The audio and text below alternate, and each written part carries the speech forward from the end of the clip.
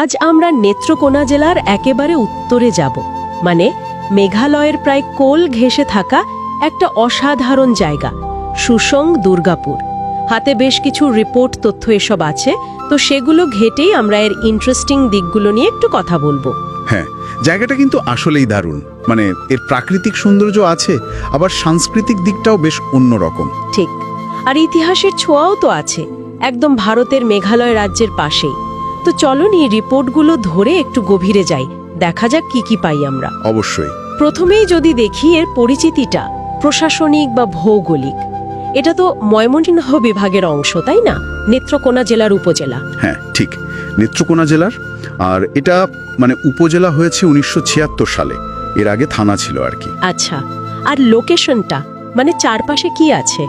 এর উত্তর আর পূর্বে তো ভারতের মেঘালয় রাজ্য, একেবারে বর্ডার এরিয়া। আর দক্ষিণে আছে কলমাকান্দা, পশ্চিমে পূর্বধোলা উপজেলা। আর এর ভেতরে মানে ইউনিয়ন, গ্রাম এসব? এখানে 7টার মতো ইউনিয়ন আছে, দুর্গাপুর নামে একটা পৌরসভা আছে, আর গ্রাম তো অনেক, প্রায় 200-র বেশি হবে। সব মিলিয়ে জায়গাটা প্রায় 335 বর্গ কিলোমিটারের মতো। বেশ বড় এলাকা। হ্যাঁ, আর এই যে সীমান্তবর্তী অবস্থানটা, এটা কিন্তু খুব গুরুত্বপূর্ণ। রিপোর্টগুলোও বলছে যে এটা এখানকার সংস্কৃতি, অর্থনীতি, এমনকি প্রকৃতির ওপরও বেশ প্রভাব ফেলেছে। কি রকম? যেমন ধরুন, মেঘালয় পাহাড়ের একটা অংশ, সেটা কিন্তু এই দুর্গাপুর পর্যন্ত চলে এসেছে। ফলে এখানকার ভূপ্রকৃতিটাই অন্যরকম। ও আচ্ছা, পাহাড়ের ছোঁয়া আছে তাহলে। আর জনসংখ্যা, লোকজন কেমন? জনসংখ্যা, হ্যাঁ, রিপোর্ট অনুযায়ী প্রায় 2.8 থেকে 3 লাখের মতো হবে। আচ্ছা, আর মজার ব্যাপার হলো এখানে শুধু বাঙালিরাই না, কিন্তু গারো, হাজং, কোচ, ডালু এরকম বেশ কয়েকটা আদিবাসী জাতিগোষ্ঠীও আছে। মানে একটা মিক্সড কালচার আর কি। বাহ, তার মানে ভাষার ক্ষেত্রেও বৈচিত্র্য থাকার কথা। একদম। বাংলা তো প্রধান ভাষা অবশ্যই, তবে গারো আর হাজং ভাষাও কিন্তু বেশ চলে। মানে ওনারা নিজেদের মধ্যে বলেন। ইন্টারেস্টিং। আর ধর্ম? সেখানেও একই রকম বৈচিত্র্য। ইসলাম, হিন্দু, খ্রিস্টান ধর্ম তো আছেই।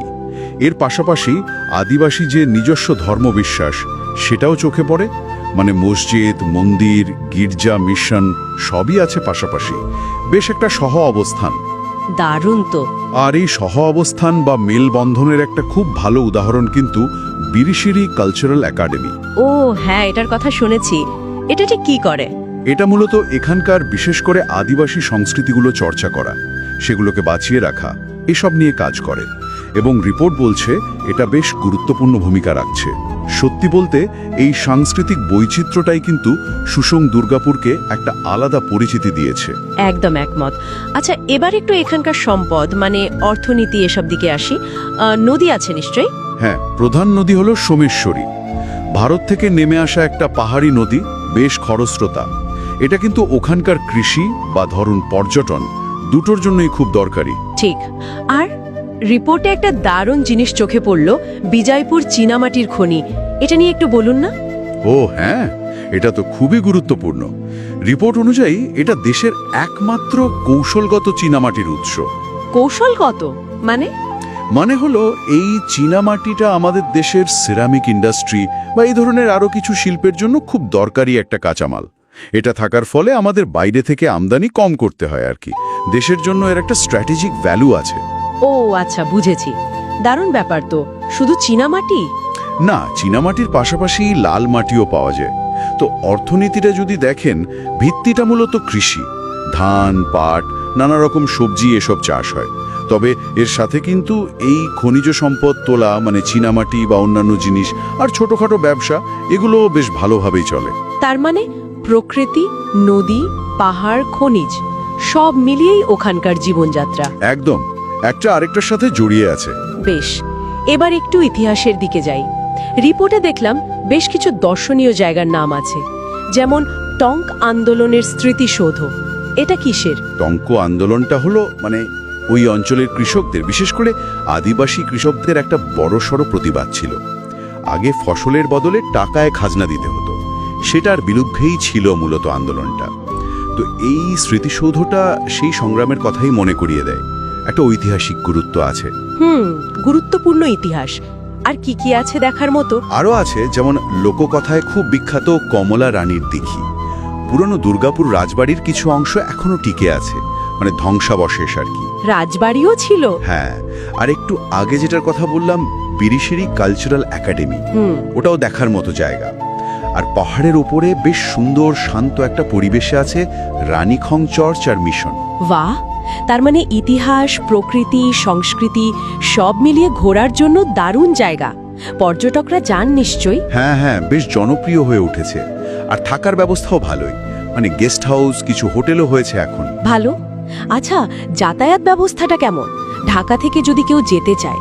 ঢাকা থেকে দূরত্ব খুব বেশি না, ধরুন 175 কিলোমিটারের মতো। সরাসরি বাস চলে, অনেকে আবার মানে প্রাইভেট কার বা সিএনজি মোটরসাইকেলেও যান। আর ট্রেনে?